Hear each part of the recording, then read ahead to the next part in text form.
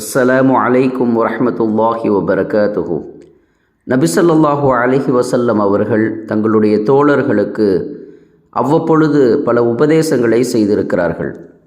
அந்த உபதேசங்களில் மிக பிரபல்யமானதும் மிக முக்கியத்துவமானதுமான ஒரு உபதேசம் அபூ ஹுரைரா ரலியல்லாஹு அன்ஹு அவர்களுக்கு செய்யப்பட்ட 3 உபதேசம்.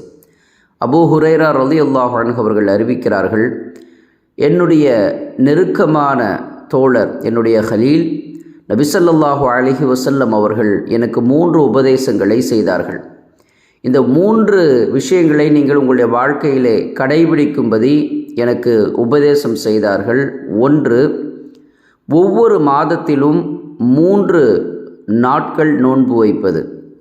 அதாவது இந்த 3 நாட்களை ஐயாமுல் பீல், வெண்மையான நாட்கள் என்று சொல்லுவார்கள். ஒவ்வொரு மாதத்திலும் பிறை 13, 14, 15 இந்த 3 நாட்களில் நோன்பு வைப்பது. இதனுடைய சிறப்பு குறித்து வேற ஒரு ஹதீஸ் சொல்லப்படுகிறது. இந்த 3 நாட்களில் நோன்பு வைப்பது ஒரு வருடம் முழுக்க நோன்பு வைத்த நன்மை அவருக்கு கிடைக்கிறது. 2வது உபதேசம் 2 ரக்காத் லுஹா தொழுவது.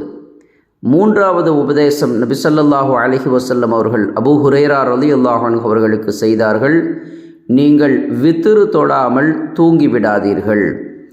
3 உபதேசங்கள் நபி ஸல்லல்லாஹு அலைஹி வஸல்லம் செய்த இந்த முத்தான உபதேசங்களை நம்முடைய வாழ்க்கையில் கடைபிடிப்போம். அல்லாஹ் ரஹ்மத் செய்வானாக.